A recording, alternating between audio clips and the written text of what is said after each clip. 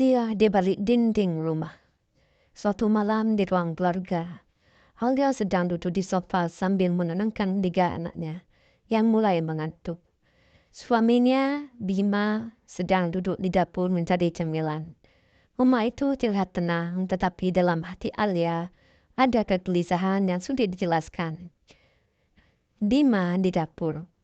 Kamu kelihatan murung. Ya, ada yang mau kau membicarakan? Alia menghela napas. Ada sesuatu, Mas, tapi aku belum tahu bagaimana mengatakannya. Bima pun mendekat membawa 2 cangkir teh. Kalau ada yang mengganggu pikiranmu, mending bicarakan sekarang.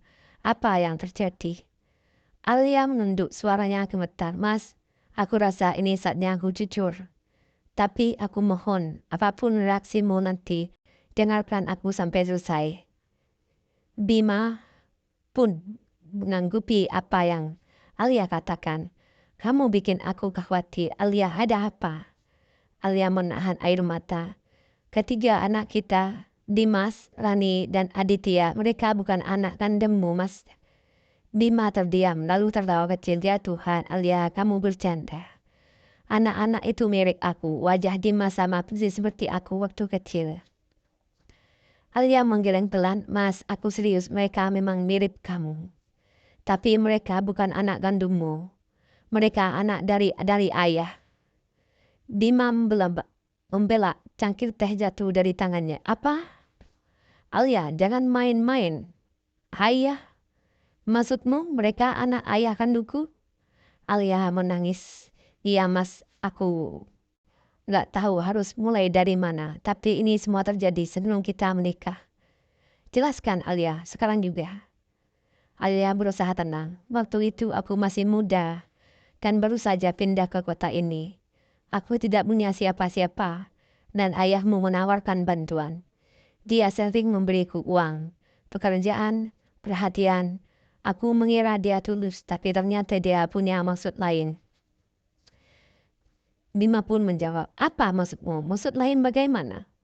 Alia, dia membuatkanku, mas. Aku nggak tahu bagaimana cara menolak waktu itu. Aku merasa terjebak. Setelah itu aku hamil, Dimas.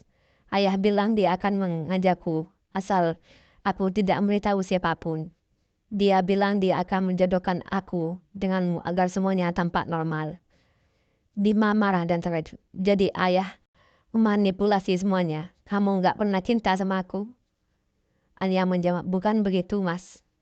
Aku memang awalnya menikah denganmu karena paksaan, tapi selama bertahun-tahun aku belajar mencintaimu. Kamu adalah suami yang luar biasa dan ayah terbaik untuk anak-anak kita.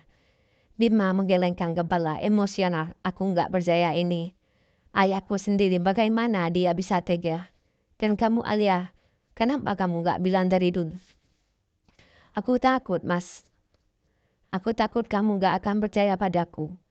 Aku takut ayah akan menghancurkan hidup kita. Bima pun bangkit dari sofa. Ini nggak masuk akal. Aku harus bicara dengan ayah sekarang juga. Alia menghalangi. Mas tolong, jangan terburu-buru. Anak-anak ada di sini. Aku nggak mau mereka tahu sebelum kita memutuskan apa harus kita lakukan. Bima mengatakan gigi. Jadi apa yang harus kau harapkan? Aku pura-pura nggak tahu hidup dengan rahasia ini. Alia menangis. Aku nggak tahu mas.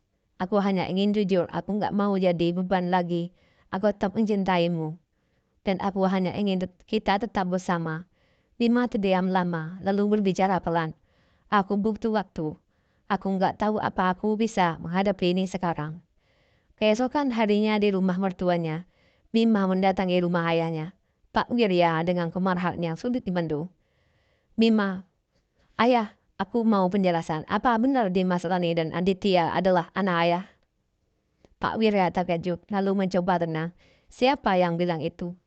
Alia, dia terlalu banyak bicara. Bima, jangan alihkan pembicaraan. Ayah jauh aku.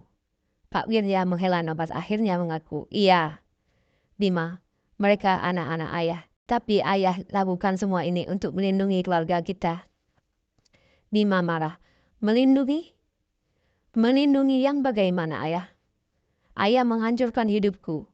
Bagaimana ayah bisa tega melakukan ini?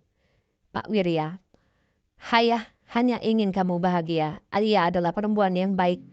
Dan ayah tahu dia bisa menjadi istri yang sempurna untukmu. Bima berteriak, ini bukan tentang kebahagiaan. Ayah telah mengkhianati ibuku, dan menghancurkan hidup Alia. Pak Wirya diam, terlihat menyesal. Ayah tahu ayah salah. Tapi ayah sudah tua, Bima. Apa gunanya membahas ini sekarang? Bima dengan tegas, ayah harus bertanggung jawab. Aku gak akan membiarkan rasa ini terus membayangi hidupku dan Alia. Aku akan melindungi anak-anakku dari semua ini. Karena mereka pantas mendapatkan kehidupan yang lebih baik. Setelah konfrontasi itu, Bima memutuskan untuk membawa Alia dan anak-anak pindah ke kota lain. Jauh dari bayang-bayang masa kelam lalu. Meski luka itu tidak mudah sembuh, Bima bertekad untuk membangun kehidupan baru bersama keluarganya, tanpa lagi terganggu oleh masalah dan dosa.